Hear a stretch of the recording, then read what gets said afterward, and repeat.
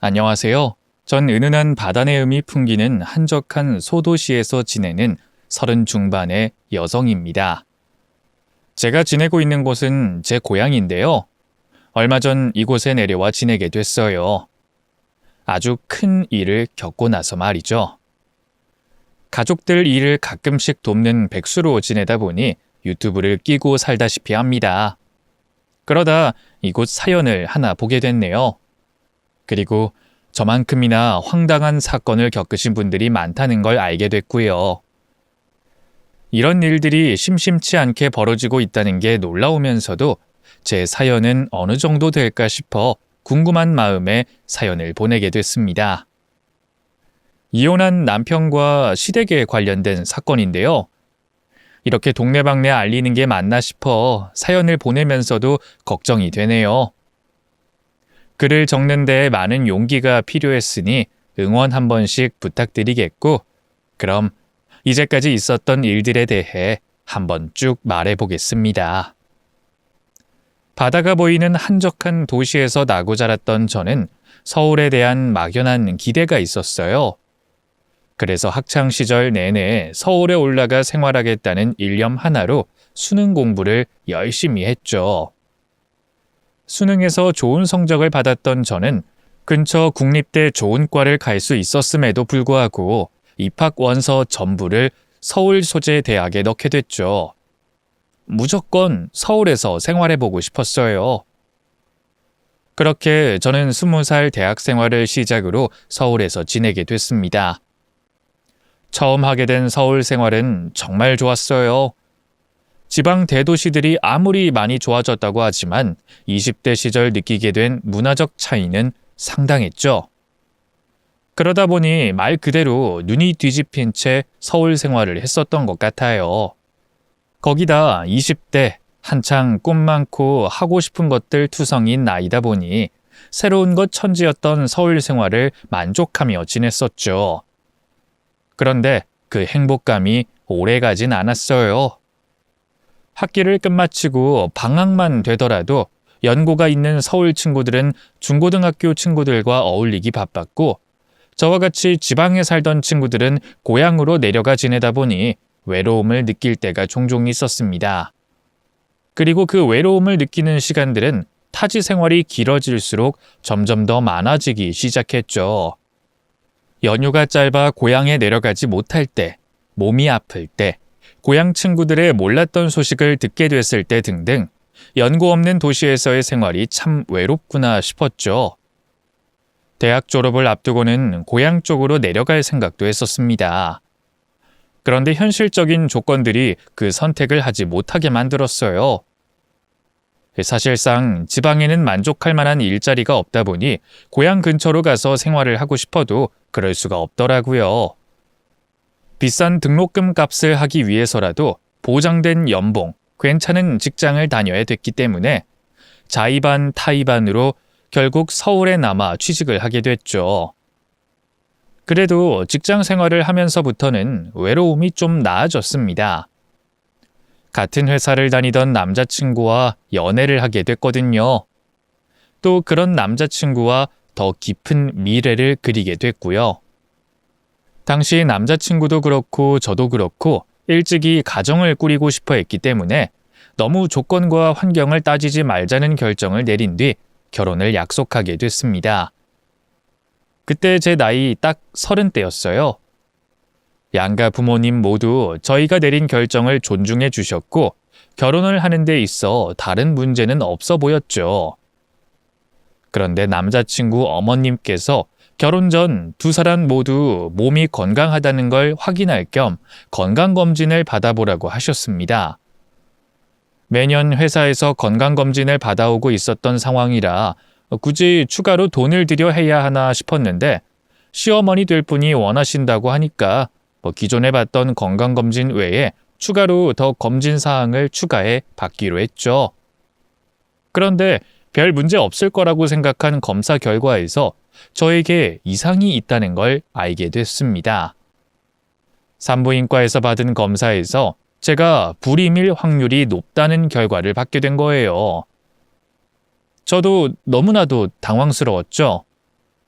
그런데 당황스러워하고 있는 저에게 남자친구의 부모님은 더 황당한 말을 해왔습니다. 아이를 가질 수 없는 몸을 가졌으니 저와 아들을 결혼시킬 수 없다는 말이었죠. 가장 힘든 사람이야 너겠지만 하루라도 빨리 우리 뜻을 전하고 마음 정리해야 될 것 같아서. 네가 충격에서 벗어날 때까지 우리가 마냥 기다려줄 순 없으니 결혼은 없던 이야기로 하자. 우리는 아이 못 갖는 며느리 둘 수가 없구나.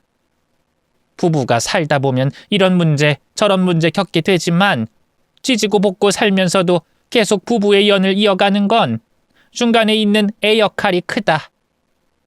그 말은 즉 애가 없으면 이혼할 확률도 높다는 거지. 난 우리 아들 이혼남으로 만들고 싶지 않구나. 아무리 요즘 사람들 이혼에 대해서 부정적이지 않다지만 우리 아들도 누군가의 사위로 들어가는데 처음부터 숙이고 들어갈 일을 만들어서 뭐하니? 그리고 우리 입장에서는 대를 못 잇는다는 것도 썩 마음에 들지 않고 뉴스 보면 요즘에 애 안 가지고 사는 사람들도 많다고 하던데 그런 생각도 이해해주는 시부모님 남편 만나서 행복하게 살아라. 우리는 좋은 시부모님이 돼주지 못할 것 같으니. 그 말을 들으면서 화가 났지만 표출할 수가 없더라고요. 어쨌거나 저에게 신체적인 문제가 있는 건 맞았으니까요. 남자친구와 연애도 오래 했고 결혼까지 약속한 사이였다 보니 파혼으로 인한 후유증이 길게 갔습니다. 부모님께서도 제가 걱정된다며 서울로 올라오시겠다고 말씀하실 정도였고 제가 거절하자 고향으로 내려와 마음이 나아질 때까지만 쉬라고 하셨죠. 가족과 주변 사람들이 파혼으로 인해 저를 걱정할수록 저는 더 괜찮은 척을 했어요. 하나도 안 괜찮은데 말이죠. 그때는 그렇게 아무렇지 않은 듯 행동하고 바쁘게 살다 보면 금방 나아질 거라고 생각했습니다. 그런데 그렇지가 않더라고요. 1년 동안 아무렇지 않은 척 회사를 다니고 있었지만 점점 몸은 견디기 어려운 상태가 돼갔죠. 결국 지칠 대로 지친 몸과 마음을 회복하고자 퇴사를 하고 1년 동안 휴식을 하기로 결정했습니다. 돈이 정말 많았다면 아는 사람과 마주칠 일 없는 외국으로 나갔을 텐데 1년 동안 쓰게 될 비용을 생각해 보니 부담이 되더라고요. 그래서 계획을 국내로 틀어 동해 쪽에 있는 지역에서 1년간 지내게 됐습니다. 그리고 그곳에서 답답한 일상을 벗어나 잠깐의 휴식을 취하고 있다던 남자를 만나게 됐죠. 저보다 연상이었던 그 남자는 확실히 나이 때문인지 어떤 상황에서든 여유가 있는 모습이었습니다. 당시 몸과 마음이 지쳐 있어 여유가 없었던 저에게는 그런 남자의 모습이 부럽기도 하고 멋져 보였죠.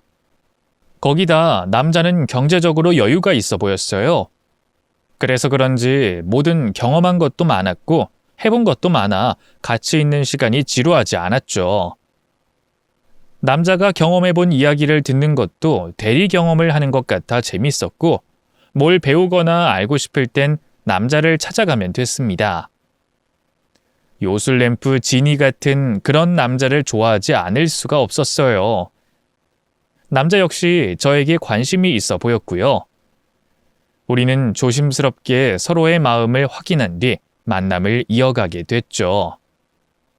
몸과 마음을 회복하기로 한 1년간의 여행에서 뜻밖의 수확물이었던 남자친구와의 연애는 다시 서울로 돌아와서도 계속 이어갔습니다. 그 사이 남자친구는 저에게 실망 한 번 시킨 적 없었고 처음 만났을 때처럼 존경스럽고 멋있는 모습을 연애하는 내내 보여줬어요.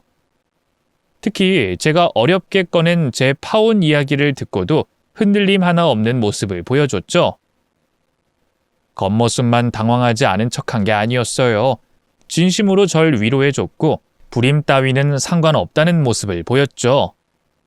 그 모습이 남자친구의 진심이라는 걸 알 수 있었던 건 그 이야기를 듣고도 저와 결혼하고 싶다며 프로포즈를 해왔기 때문입니다. 아이를 가질 수 없는 몸이라 파혼을 하게 됐다는 말을 듣고도 결혼 프로포즈를 하는 남자라니 저로서는 이보다 더 멋진 남자를 만날 수 있을까 싶었습니다. 그 모습에 반했던 저는 남자친구를 믿어보기로 하고 결혼 프로포즈를 받아들이게 됐죠. 이후 남자친구의 부모님께 인사를 드리기 위해 예비 시부모님 댁으로 향하게 됐어요. 그렇게 도착하게 된 예비 시부모님 댁은 그야말로 어마어마했습니다. 누가 봐도 회장님 댁이라는 분위기가 물씬 풍기는 집이었죠. 남자친구와 연애를 하며 경제적인 여유가 있다는 건 알았지만 그 정도일 줄은 생각하지 못했어요. 그래서 없었던 자신감이 더 없어지게 됐죠. 그런데 놀라웠던 시부모님의 재력만큼이나 시부모님께서도 놀라운 분들이셨습니다. 이 정도로 여유가 있는 집안이라면 당연히 핏줄에 대한 남다른 애착이 있을 텐데 제가 아이를 가지지 못한다는 말에도 개의치 않아 하셨고 되려 저를 위로해 주시더라고요. 아버님과 어머님께 위로를 받는 내내 얼떨떨한 기분이었습니다. 내가 꿈이라도 꾸고 있나 싶었죠. 드라마 같은 상황이 펼쳐지고 있었으니까요. 존경스럽고 배울 게 많은 남편과 재력가이신 시부모님. 그런데 그런 분들이 파혼의 경험과 불임 예상되는 여자를 아내로서, 며느리로서 반기시니 저로선 현실감이 좀 떨어지는 상황이었습니다. 그래서 집을 나오며 제 볼을 꼬집고 남자친구에게 현실임을 확인해 봤죠. 당연히 현실에서 벌어지고 있는 일이었고요. 양가 부모님께 결혼 인사를 드리고 나서도 그 꿈 같은 상황은 계속됐어요. 결혼 준비를 하는 중에 남편은 저희 부모님께 정말 잘했고 결혼식 준비 역시 환상적이라고 할 만큼 요만큼의 문제도 없이 착착 진행됐죠. 그렇게 행복한 꿈을 그려가던 중 불안한 생각이 드는 장면을 종종 목격하게 됐습니다. 남편이 유독 아이를 좋아하는 모습을 보였거든요. 그 모습을 보며 내가 아이를 가질 수 없는 일이 재차 문제가 되지 않을까 걱정되기 시작했습니다. 물론 남편은 제 표정을 읽곤 걱정하지 말라며 안심을 시켜줬지만 영영 없을지도 모르는 아이로 인해 남편을 만족시켜 줄 수 없다는 생각 때문에 우울한 적도 많았죠. 그럴 때마다 최대한 지금의 행복을 즐기자는 생각을 했습니다. 아직 벌어지지 않은 일이었으니까요. 남편과 함께라면 어떤 문제와 맞닥뜨려도 슬기롭게 해결할 수 있을 거라고 생각했습니다. 그렇게 이따금 떠오르는 불안감을 정리하며 걱정은 접어둔 채 행복한 결혼 생활을 준비해 나갔고 화려하고 아름다운 결혼식을 남편과 올리게 됐죠. 그리고 뭐 하나 부족할 것 없고 걱정 없는 행복한 결혼 생활을 즐기게 됐습니다. 결혼 후 여유로운 형편 때문에 더 넉넉한 마음을 가질 수 있었어요. 그래서 시간과 돈에 구애받지 않고 시댁과 친정을 자주 다니며 양가 부모님들과 많은 시간을 보낼 수 있었죠. 특히 집이 가까웠던 시부모님과는 일주일에 적어도 2번은 볼 만큼 정말 가깝게 지냈습니다. 그래서 집안 친척분들과도 자주 뵙게 됐죠. 그 중에는 남편의 사촌 조카였던 정우도 있었어요. 아무래도 제가 아이를 가질 수 없는 몸이었기 때문에 그런지 유독 어린 나이에 정우가 예뻐 보였고 친해지고 싶었죠. 근데 그런 조카 정우를 돌보며 궁금한 점이 하나 있었습니다. 정우의 부모님, 남편에게 사촌이 되는 2사람을 본 적이 없다는 거였어요. 정우가 시부모님 댁으로 올 때를 보면 항상 남편이나 시아버님께서 데리고 오곤 했습니다. 일반적인 상황은 아니었기 때문에 남편에게 이 점을 물어보게 됐죠. 그런데 제 물음에 남편과 시부모님 표정이 좋지 않았습니다. 괜한 물음을 했나 싶어 대화 주제를 돌리려고 하던 순간 남편이 제 물음에 대답해줬죠. 사실 정우 부모들 사이가 안 좋아. 그래서 지금 이혼 소송 준비 중에 있고. 그런데 2사람 모두 정우를 데리고 가길 거부하고 있거든. 서로에게 정우를 데려가라고 난리야. 정우 얼굴에서 서로의 모습이 보인다면서 미워 죽겠다고 하더라고. 지금은 정우가 엄마랑 생활 중인데 정우 엄마 쪽 친척들이 돌보고 있을 때가 많아. 그러다 상황 봐서 나나 아버지께서 데리고 올 수 있으면 집으로 데리고 오는 거고. 정우 아빠, 그러니까 나한테 사촌 되는 그놈이 원래 고모랑 고모부 돌아가시기 전까지만 해도 우리 집이랑 가깝게 지냈어. 두 분 돌아가시곤 연락도 하지 않지만. 그래서 정우 태어났을 때 우리 부모님이랑 나랑 그 자리에 있었거든. 그래서 정우한테 애정이 좀 많아, 우리가. 또 애정이 크든 작든 그거와 상관없이 안 됐잖아. 어린애가 무슨 잘못이 있다고. 잠깐만 이야기를 들어도 정우의 상황이 너무 안타까웠습니다. 양쪽 부모들에게 짐짝 취급을 당하다니 남편 말대로 애가 무슨 죄가 있나 싶었죠. 그래서 그 이야기를 들은 후로는 정우에게 더 마음이 가더라고요. 정우와 같이 있는 시간 더 신경을 써주고 싶었고 한 번이라도 더 웃게 만들어주고 싶었죠. 그러다 어느 날 남편이 뜻밖의 소리를 했어요. 정우를 입양하는 걸 어떻게 생각하냐며 말이죠. 뭐? 정우를 입양하자고? 꼭 그래야 된다는 건 아니야. 그냥 당신 의견을 물어보는 거지. 두 사람 결국 갈라선다고 하는데 점점 하는 말들이 가관이잖아. 정우가 무슨 물건도 아닌데 애를 유기하라고 하고 멀쩡히 자신들이 살아있으면서 고아원에 보내라고 하고 자신들이 낳아놓기만 하면 다야? 어떻게 자기 자식 앞에서 그런 말을 해? 내가 그 이야기 듣게 되니까 미칠 것 같더라고. 그래서 홧김에 전화로 내가 데려가겠다고 하니까 그렇게 해주면 고맙겠다고 하는 거 있지? 걔네들 농담 아니야. 변호사 통해서 입양에 대해서 알아보겠다고 나보고도 서로 변호사 대동해서 만날 날짜 잡자고 하더라. 물론 내가 홧김에 그런 거라고 말 바꾸면 없던 일이긴 한데 난 정우 데리고 올 생각도 있거든. 당연히 당신이 허락 안 하면 억지 부릴 생각은 없고 나는 우리가 정우 데리고 올 수도 있는 상황이라고 하니까 당신 의견을 물어보는 거야. 입양까지는 생각을 해본 적이 없어서 머리가 새하얘졌습니다. 시간이 좀 필요한 것 같아 남편에게 고민을 해봐야 되겠다고 말을 하고 우선 답을 미뤘죠. 그리고 그 제안을 듣게 된 날 밤새 생각을 하게 됐어요. 처음엔 안 되겠다는 생각이 많았는데 점점 깊게 고민할수록 정우를 데리고 와서 키우면 좋겠다는 생각으로 바뀌어가더라고요. 서로 모르는 사이도 아니고 이전부터 교감이 있었으니 부모 자식 간의 인연으로도 잘 지낼 수 있을 것 같았습니다.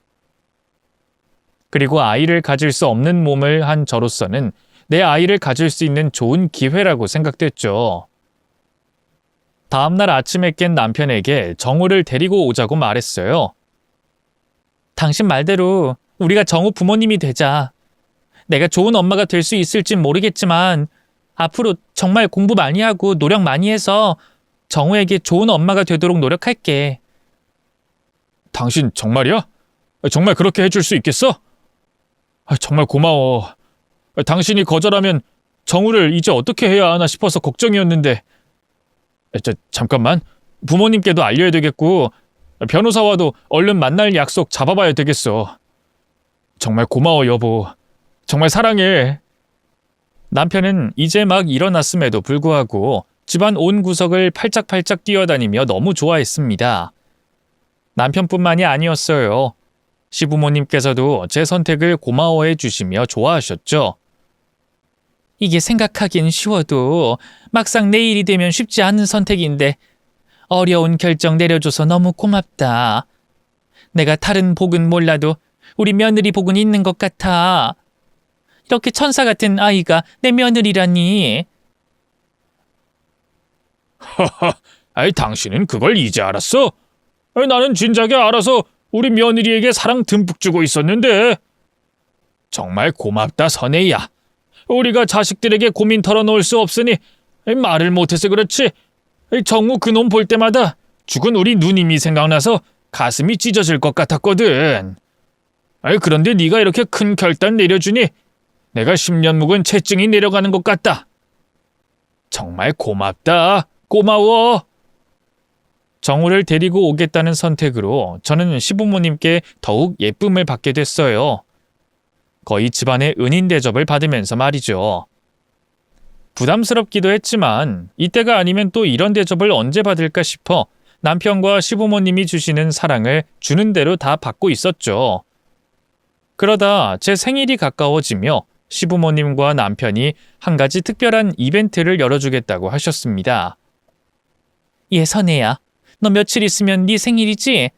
우리가 좀 특별한 이벤트를 해줄까 하는데 네가 좋아할지 몰라서 물어보고 결정하려고.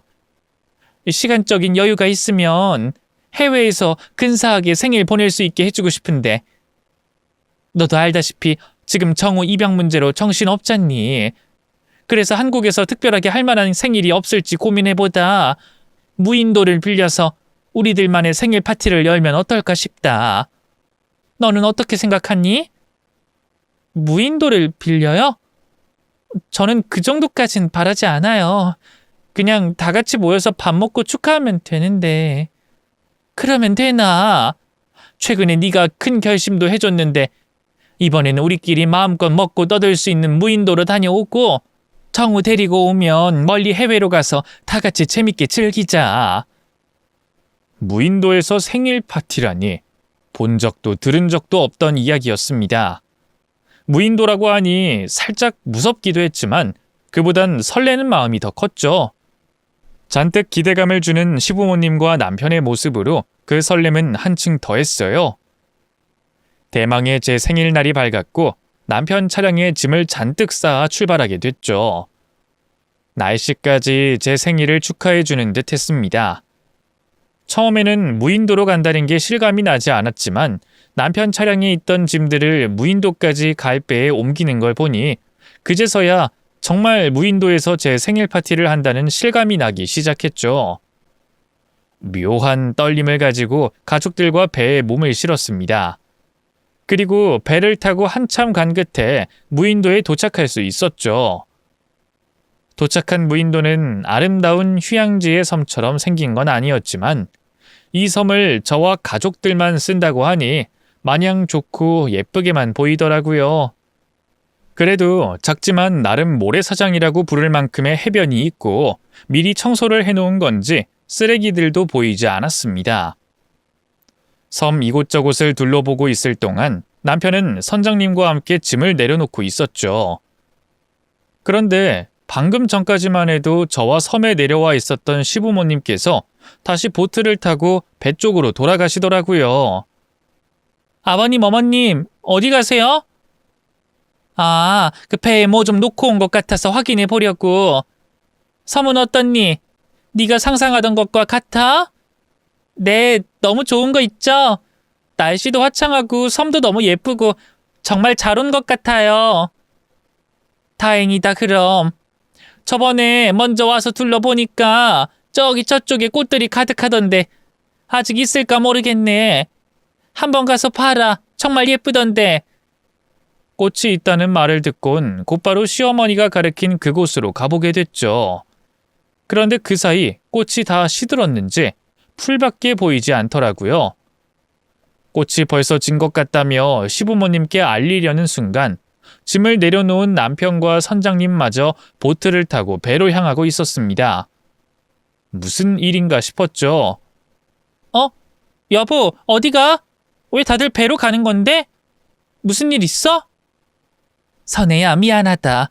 우리가 일이 있어서 그러니까 잠깐만 거기서 살고 있어. 필요한 것들 있지? 그 음식이랑 물, 그리고 옷가지들 전부 저기 다 있거든? 텐트도 있고 침낭도 있으니까 잠깐 지내는 건 문제 없을 거다. 정말 미안하다. 금방 데리러 오마. 어머님, 어디 가세요? 여보, 아버님. 황당하게도 가족들 모두가 제 눈앞에서 배를 타고 돌아갔습니다. 처음에는 장난이라고 생각했어요. 한 바퀴 돌고 짠하고 나타날 거라고 생각했죠. 그런데 30분이 지나고 1시간이 지나도 가족들이 탄 배가 보이지 않는 겁니다. 그 후로도 배가 떠난 곳을 바라보며 가족들이 돌아오길 기다리고 있었죠. 하지만 가족들은 끝내 돌아오지 않았어요. 도대체 무슨 일인가 싶었습니다. 날 여기다 버려두는 이유가 뭔지 알고 싶더라고요. 장난은 아닌 것 같고 그럼 사정이 있다는 건데 저를 무인도에 버리면서까지 해야 하는 사정이 뭔가 싶었죠. 해가 지고도 오지 않는 가족들을 생각하며 이건 너무하다 싶었습니다. 시어머니 말처럼 캠핑 장비와 도구, 지내는 데 필요한 음식과 물까지 전부 다 넉넉히 갖춰져 있었지만 기가 막혀서 꼴도 보기 싫더라고요. 그런데 그때 통통한 배 한 척이 지나가고 있는 걸 확인하게 됐어요. 그래서 그 배를 향해 소리 질러대며 텐트 부속을 휘둘러댔죠. 정말 다행히 그 배가 제 목소리를 들었고 무인도 쪽으로 와줬습니다. 낚시를 마치고 돌아가는 배였는데 저보고 이곳에 왜 혼자 와 있냐며 황당해 하더군요. 저야말로 제 가족들에게 묻고 싶은 말이었어요. 그래도 제 생각보다 빨리 그곳에서 탈출할 수 있었고 육지에 도착해서 서울에 있는 집까지 운행해줄 택시를 찾게 됐죠. 겨우겨우 택시기사 한 분께서 서울까지 되는 장거리를 태워주시겠다고 해 집으로 향할 수 있었습니다. 시댁으로 가는 게 맞는 일 같았어요. 무인도에서 생일을 보내자고 한 주최자가 시아버님과 시어머님이었으니까요. 2시간을 넘게 달려 시댁에 도착할 수 있었고 택시에 내려 곧장 집 안으로 들어가게 됐죠. 그런데 현관문을 활짝 열자 기야말 광경이 제 눈앞에 펼쳐졌습니다. 시모와 남편, 그리고 처음 본 여자가 집 거실에 있었는데 그 모습이 평범하진 않았어요. 처음 본 그 여자의 얼굴은 이미 엉망이 되어 있었고 남편은 그 여자의 팔을 꺾고 무릎을 꿇려 바닥에 엎드려 놓고 있었죠. 그리고 시모는 무릎을 꿇고 있는 그 여자의 눈높이에 맞춰 앉아 있었어요. 도대체 지금 가족들에게 무슨 일이 벌어지고 있는지는 몰라도 그 상황이 너무 폭력적이라는 건 한눈에 알 수가 있었습니다. 순간 너무 놀라 입을 틀어막게 됐죠. 남편과 시모도 무인도에서 탈출한 저를 보고 무척이나 놀란 얼굴을 하고 있었습니다. 여보, 당신이 집까지 어떻게... 선혜야, 잠깐만 기다리라고 했더니 왜 나왔어? 그리고 어떻게 나온 거야? 지금 무인도에서 어떻게 나왔냐가 중요한 게 아니죠. 왜 그러신 거예요? 생일이라고 축하해준다고 선 빌렸다고 하더니 저를 혼자 거기에 버리고 가면 어떡하라고요? 그리고 지금 이건 뭐예요? 저 여자는 누구예요? 아니, 지금 우리 가족들 도대체 뭘 계획하고 무슨 일을 꾸미고 있는 거예요? 누가 좀 설명을 해주세요. 제가 소리를 지르며 무슨 일이 벌어지고 있는지 묻자 시모와 남편은 제 물음에 답을 하지 못하고 우물쭈물거리는 모습을 보였습니다. 그런데 그때 남편에게 제압이 돼 있던 그 여자가 저에게 소리를 질렀어요. 그리고 절 보고 살려달라고 했죠. 저기요, 저 좀 살려주세요. 이 사람들이 제 아이 빼앗으려고 해요. 제발 경찰에 좀 신고해주세요. 아니야 여보, 이 여자 말 듣지 마. 이 여자 완전 사기꾼이라고. 내가 다 설명할 수 있으니까 신고하면 안 돼. 야, 너 조용히 안 해? 네가 여기다 서명하면 끝나는 거 아니야. 쉽게 끝낼 수 있는 문제를 네가 이렇게 어렵게 만든 거잖아. 어서 서명하라고. 남편이 하는 말은 귀에 들려오지 않았습니다. 엉망이 된 여자의 얼굴과 살려달라는 외침이 저에겐 너무 충격적인 모습이라 경찰을 불러야 한다는 생각밖에 들지 않았거든요. 손을 덜덜 떨어가며 신고 전화를 하려고 휴대폰을 찾았는데 생각해보니 제 휴대폰이 시댁 가족들에게 있다는 걸 깨달았습니다. 그래서 집 전화를 이용해 전화를 하려고 거실 쪽으로 다가갔죠. 그런데 그때 시모가 제 앞을 가로막아 섰어요. 그리곤 제 손을 잡고 남편과 여자가 있는 거실 중앙으로 끌고 간 다음 지금 집안에서 벌어지고 있는 이 상황을 자신이 설명해 주겠다고 말했죠. 그런데 설명을 해주겠다고 하는 시모의 표정이 정말 무서웠습니다. 원래 시모의 얼굴이 이렇게 무서웠나 싶을 정도로 말이죠. 남편의 폭력적인 모습과 시모의 차가운 얼굴을 보게 됐던 저는 그 자리에 얼어붙은 채로 시모의 말을 들을 수밖에 없었어요. 너 전화할 생각이니? 네 남편이 말하겠다는 설명은 들어보지도 않고 처음 보는 여자의 말을 믿겠다는 거야? 전화하는 거야 네 자유니까 내가 막을 수 없겠다만 그 전에 왜 이런 일이 벌어지고 있는지 듣고 신고할지 말지 판단해라. 우선 지금 이 상황을 설명하려면 이제까지 너한테 거짓말한 것부터 설명해야 되겠구나. 실은 기훈이가 널 만나기 전에 결혼한 적이 있다. 처음엔 기훈이도 내게 잘 보이고 싶은 마음을 숨겼던 것 같은데 네가 파혼 사실을 밝힌 후에는 나와 네 시아버지가 굳이 알리지 말자고 했어. 좋은 일도 아닌데 굳이 밝힐 이유가 없다고 생각했거든. 그렇다고 우리 기훈이가 잘못이 있어서 이혼한 것도 아니니까 더 밝힐 필요가 없다고 생각했고 기훈이가 이혼을 하게 된 이유는 전부 기훈이 전처 탓이었다. 기훈이 전처가 계속해서 사치와 남자 문제를 일으켰거든. 오히려 네 남편은 그런 상황에서도 가정을 지키려고 노력했어. 사치도 눈 감아주려고 했고 여러 차례 걸린 남자 문제도 혼자서 분을 삭히면서 넘어가 줬다고. 그런데도 계속됐다고 하더라. 그런 일들을 혼자서만 감당해 오다가 어느 날 술에 취해서 우리들한테 말해줬어. 그날부로 나랑 네 시아버지가 기훈이 보고 정신 차리라고 했고 당장 이혼하라고 했지. 그렇게 돼서 기훈이가 이혼하게 된 거야. 그 기훈이의 전처가 바로 지금 네 눈앞에 있는 저 여자고. 놀라운 이야기가 시모의 입에서 계속해서 흘러나왔습니다. 남편이 저를 만나기 전에 결혼과 이혼을 한 적이 있다고 했고 남편에게 제압되어 있는 여자가 바로 남편과 결혼했었던 전처라는 말이었죠. 시모는 자기 나름대로 아들의 상황을 제게 이해시키려고 하는 것 같았는데 저는 제가 이 사람들에게 속았다라는 생각밖에 들지 않았습니다.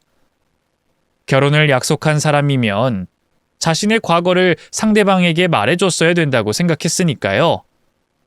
그래서 저 역시도 남편에게 파혼과 불임 사실을 밝혔던 거였죠. 남편과 시댁 식구들에게 배신감이 상당히 들었습니다. 그런데 지금은 남편의 이혼 경력을 가지고 따져 물을 상황이 아니었어요. 저를 무인도에 버려놓고 간 문제와 하필 제가 없을 때 남편과 이혼한 여자를 집으로 불러들여 폭력을 쓴 이유를 알아야 했죠. 남편 과거에 대한 건 나중에 말하도록 하죠. 그것보다 지금 이 일이 무슨 일인지 말씀해 주세요. 저를 왜 그곳에 놓고 떠나신 거고 전처라는 저 여자는 왜 저런 모습으로 시댁에 있는 건데요? 도대체 왜요? 그걸 이제 설명해 주려고 하잖니. 이 설명을 위해선 기훈이가 왜 이혼을 하게 됐는지 알아야 돼서 너한테 말한 거다. 방금 말한 것처럼 이혼 사유는 전부 다 기훈이 전처에게 있었어. 그런데 법원에서는 그런 문제들과 친권을 별개로 보는 것 같더라. 엄마라는 이유로 친권을 준 거야. 그런데 사치품에 눈이 멀고 남자 쫓아다니기 바쁜 애가 자기 애한테 관심이 있겠니? 그냥 방치돼 있었지. 잠시만요. 그러니까 지금 남편에게 아이가 있다는 말씀이세요? 전처와 남편 사이에 아이가요? 그래. 사실 그 아이가 청우다. 너에겐 그 상황을 다 설명하기 힘들어서 피치 못하게 기훈이 사촌의 자식이라고 소개하게 된 거고. 정말 놀라움의 연속이었어요. 남편에게 전처가 있고 거기다 조카라고 생각했던 아이가 남편의 친자식이라니. 마치 제가 남편의 시댁 식구들이 짠 연극판에서 놀아나는 것처럼 느껴졌습니다. 그래도 우선은 끝나지 않은 시모의 이야기를 더 들어보기로 했죠. 정우가 방치돼 있다는 걸 알고선 그냥 둘 수가 없다고 생각했어. 정우를 데려와서 우리가 직접 키워야 한다고 생각했지. 그래서 처음엔 저기에 있는 저 애한테 돈을 제시했다. 그렇게 좋아하는 돈이면 아무리 제 자식이어도 친권 넘길 아이였으니까. 그런데 돈보다 우리한테 복수하고 싶은 마음이 더 큰 아이였더라. 원하는 대로 돈을 주겠다고 끝까지 친권과 양육권을 넘길 수 없다는 거야. 우리에게 복수하겠다고. 정우는 계속 방치되고 있지. 면접 교섭권을 가지고 있음에도 불구하고 제대로 이뤄지지 않지. 우리 쪽에서는 정우의 안전이 걱정될 수밖에 없었다. 떨어져 지내더라도 자기 엄마 품속에서 잘 자라고 있으면 걱정이 덜 되겠는데 애 엄마가 방치를 하다 보니 불안할 수밖에 없었지. 그래서 고심 끝에 기훈이와 계획 하나를 세웠다. 사정을 해도 돈을 쥐어줘도 친권과 양육권을 안 주겠다면 강제로라도 받아내자. 그게 내 손주, 내 새끼의 새끼를 보호하고 살리는 일이라고 생각했어. 그 계획을 세우고 난 뒤 기훈이가 너한테 정우 입양에 대해서 물어봤던 거야. 네가 고맙게도 정우를 입양해서 친자식처럼 키워준다고 말을 해줘서 그 계획을 실행하기로 한 거고. 그리고 너 몰래 이 계획을 진행하려고 너를 무인도에 잠깐 둔 거란다. 네가 너무 놀라서 오해를 했을 수도 있겠지만 만약 우리가 널 무인도에 버리려고 했다면 그 캠핑 장비와 음식들을 두고 갔을 것 같아? 우린 정말 저 아이에게 친권 포기 각서만 받으면 바로 너한테 가려고 했단다. 정말이야. 우리가 왜 너를 버려? 정우를 제 자식같이 키워주겠다고 하는 착한 며느리, 착한 아내를 우리가 왜? 너에게 먼저 이러한 일들을 말하지 못한 건 미안하다. 기훈이 과거 이야기도 그렇고 정우에 대한 일도. 그런데 우린 네가 행복하길 바라는 마음에 이런 일들을 몰랐으면 했던 거야. 이번 일만 잘 해결되면 더는 과거를 들출 일이 없을 테니까. 그러면 너희들은 완벽한 구성원을 가진 가족으로서 행복하게 살기만 하면 되니까 이렇게 했던 거라고. 선혜야, 좋게 생각해주면 안 되겠니? 네가 누구보다 잘 알잖아. 우리 가족들 품에서 네가 얼마나 행복했는지. 지금 네가 아무 일도 없었던 것처럼 모른 척하고 넘어가 준다면 이 행복 계속될 거야. 아니, 더 행복한 시간들로 가득할 거다. 그러니 잠깐만 위층에 올라가 있어. 우리가 다 알아서 해결할 테니. 제가 모른 척하면 지금 여기서 저 여자한테 무슨 일이 벌어지는 건데요? 그리고 그런 각서 받았다고 한들 그게 법적인 효력이 있는 건 아니잖아요. 거기다 자발적으로 한 서명이 아니니 협박당해 강제로 서명했다고 하면 끝인데. 거기까진 네가 몰라도 되지만 이왕 이렇게 다 오픈하기로 했으니 말해주마. 네 말대로 이 각서가 법적인 효력이 거의 없다시피 하는 게 맞다. 우리가 공증받을 변호사와 입회자도 섭외를 했긴 했지만 말이지. 다만 앞으로 하게 될 친권, 양육권 분쟁에서 유용하게 쓰일 거다. 저기 각서에 정우의 친권과 양육권을 넘기는 대신 큰 돈을 받겠다는 조항이 있거든. 그리고 그뿐만이 아니라 우리가 사전에 조작해 놓은 정황들도 있어. 그것들 가지고 소송하면 우리가 정우의 친권과 양육권을 가지고 올 가능성이 높아. 정황들이나 법적인 내용들 전부 너에게 설명해 줄 수 있다만 너도 보다시피 지금 우리가 해야 하는 일이 있어서 이 이야기는 나중에 더 들려주도록 하마. 어떻게 생각의 정리가 좀 됐니? 정신없이 몰아치는 놀라운 사실들로 인해 시모의 이야기를 다 듣고도 너무 혼란스러웠습니다. 이제 막 알게 된 사실들을 온전히 이해하는 것도 힘들 정도였죠. 그런데 시모가 저에게 사실이라며 전해준 말들 전부를 믿을 수가 없었어요. 남편에게 복수하겠다는 전처가 남편 집안에 꼬박꼬박 정우를 보냈던 것만 보더라도 면접 교섭건이 잘 이뤄지고 있었다는 걸 예상할 수 있었습니다. 거기다 제가 직접 만나 시간을 보냈던 정우에게서 방치된 모습이라곤 찾아볼 수가 없었죠. 아이는 항상 깨끗한 모습으로 있었고 얼굴에 그늘 하나 없었어요. 아직 거짓말을 할 나이가 아닌 정우가 제 앞에서 자신의 힘든 상황을 숨기는 건 말이 되지 않았죠. 그리고 결정적으로 남편의 전처이자 정우의 친엄마였던 여자의 눈빛이 저에게 시모 말이 거짓임을 확인시켜줬어요. 비록 남편에게 팔이 꺾여 있고 입마저 막혀 말은 못하고 있었지만 그 간절한 눈빛에서 시모가 말한 것과 다르다는 건 알 수가 있었죠.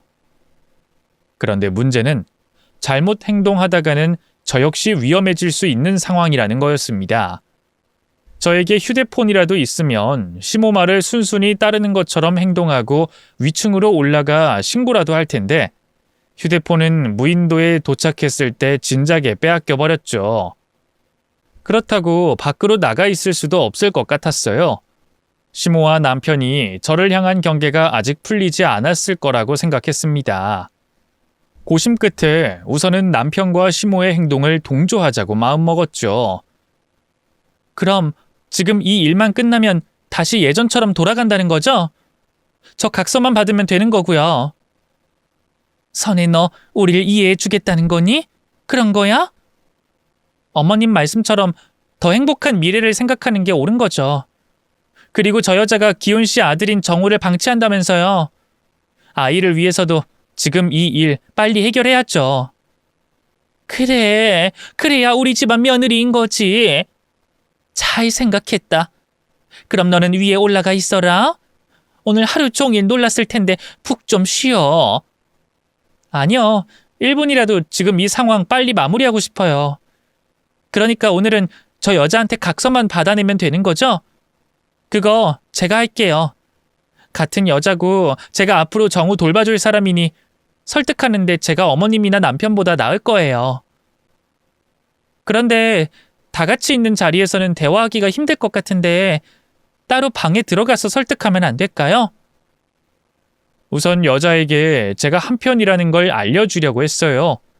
그래야 이 신고를 할 기회도 엿보고 탈출하게 되더라도 붙잡히지 않게 합이 맞을 테니까요. 그런데 시모와 남편은 여자와 제가 단둘이 있을 수 있게 허락하지 않았습니다. 여보, 그건 안 돼. 당신이 이 여자 어떤 사람인지 몰라서 그러는 거야. 말이 통할 사람이라면 내가 이렇게 붙잡고 있겠어? 설득하려거든 이 자리에서 해. 그래, 나도 기훈이 말에 동의한다. 단둘이 있다가 무슨 병고를 당할 줄 알고. 우리가 네가 하는 말에 끼어들지 않을 테니 이 자리에서 네가 설득하는 걸로 하자. 생각한 것처럼 상황이 풀어지진 않았어요. 그런데 거기서 시모와 남편에게 망설이는 모습을 보이면 괜히 제가 의심을 받을 것 같아 거실에서 여자에게 말도 안 되는 말을 하며 설득하게 됐죠. 마음에도 없는 소리를 하다 보니 제가 무슨 소리를 하고 있는지도 모르겠더군요. 입으론 아무 소리나 주절거리고 있으면서 머릿속으로는 지금 이 상황을 어떻게 타개해야 할지 고민을 하고 있었습니다. 아무리 생각해도 방법이 없어 보였어요. 그래서 실패할 위험이 있지만 지금 당장 할 수 있는 방법인 도망을 치기로 마음을 먹었죠. 여자에겐 입으론 설득을 하며 시모와 남편의 눈치를 봤습니다. 그리고 두 사람이 잠시 딴청을 부리고 있을 때 제 옆에 있던 협탁의 목재 장식을 정원 쪽 거실 창에다가 집어 던졌죠. 제가 던진 목재 장식이 유리창에 부딪히자 산산조각난 유리 조각들이 거실 안쪽과 바깥쪽으로 흩뿌려졌습니다. 남편과 시모는 갑자기 발생한 일로 인해 무척이나 놀란 모습을 보였고 유리 파편들을 막으려 몸을 웅크렸죠. 그 순간 저는 남편을 몸으로 부딪혀 넘어지게 만들었어요. 그리곤 엎드려 있던 여자를 일으켜 현관문 쪽으로 달려갔죠.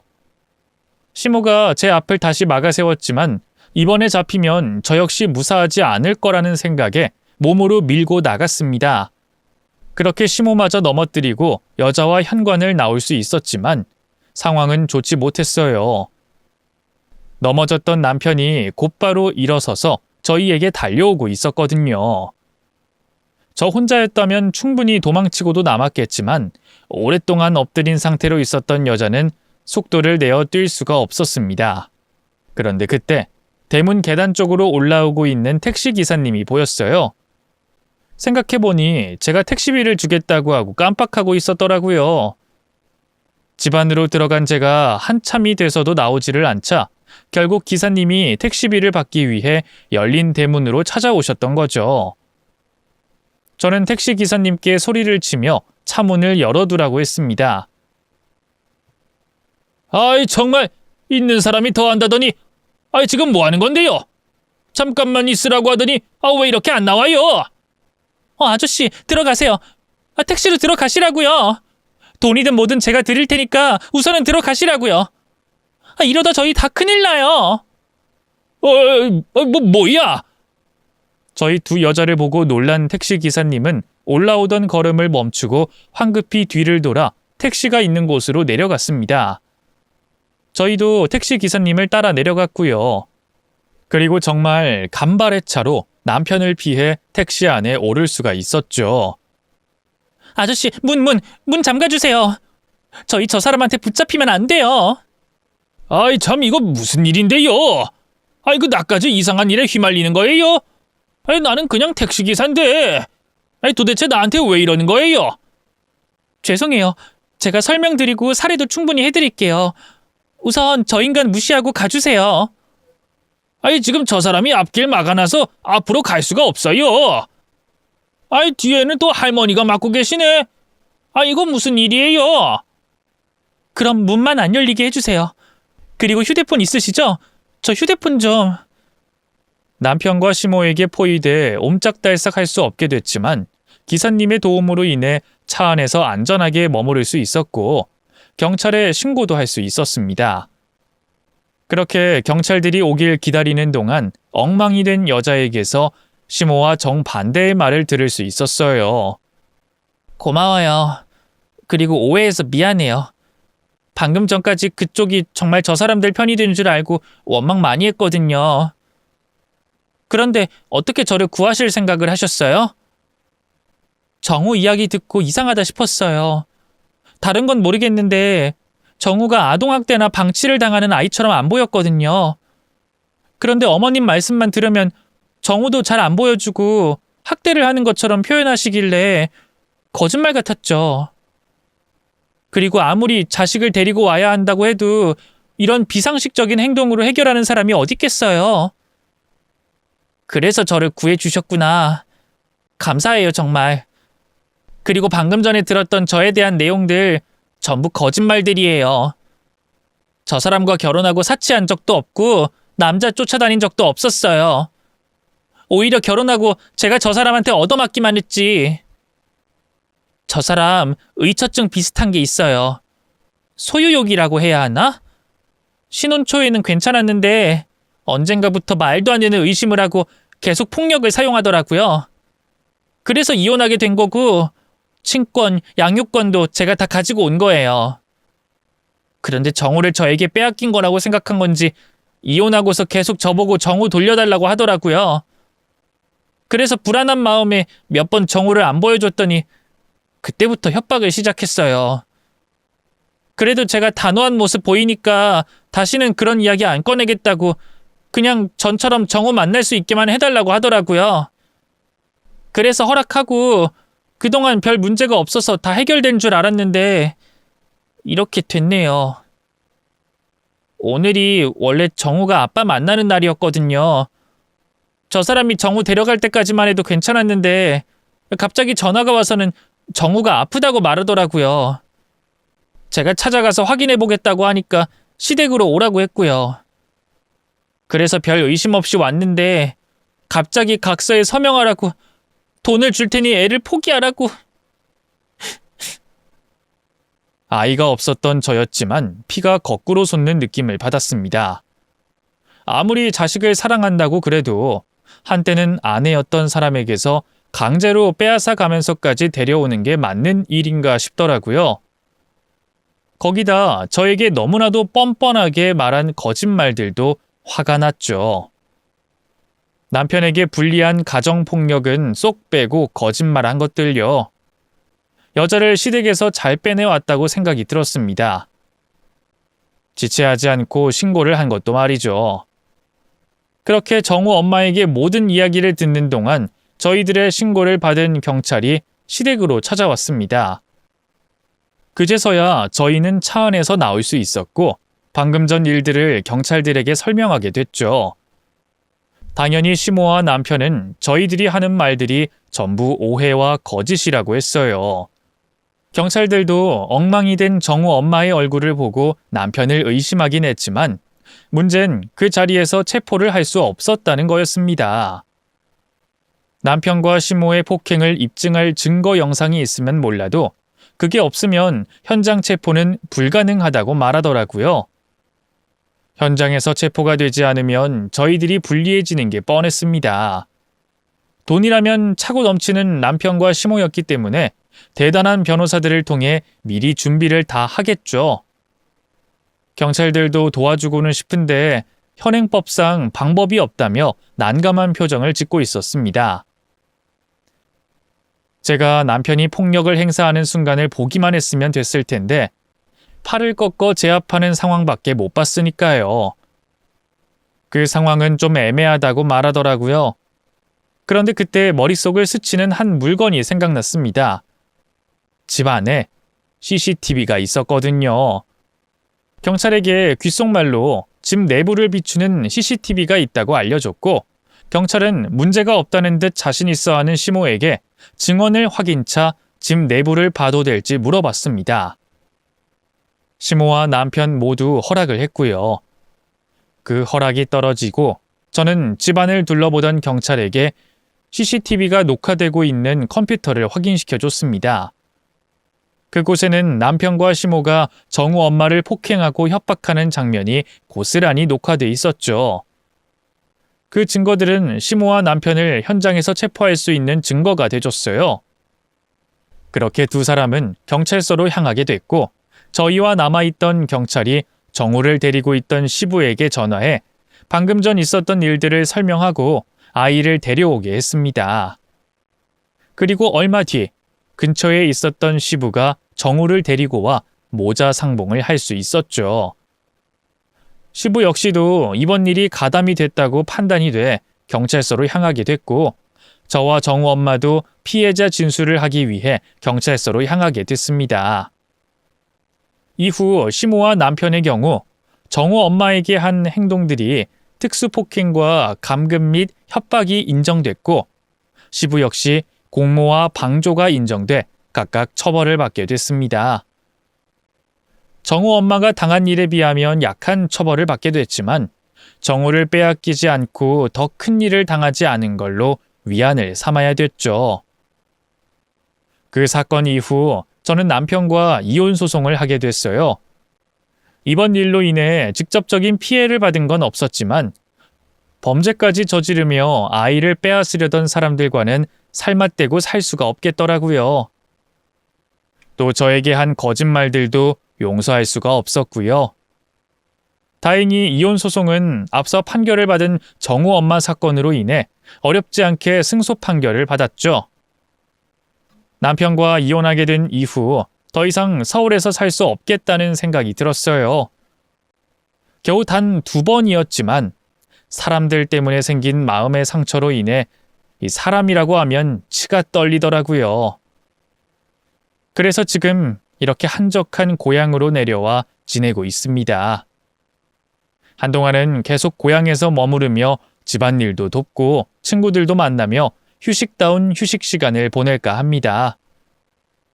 이곳 사연을 종종 들으면서 말이죠. 이제 다시 구독자로 돌아가 다른 사연자분들의 글을 기다리도록 할게요. 긴 글 끝까지 읽어주셔서 감사합니다.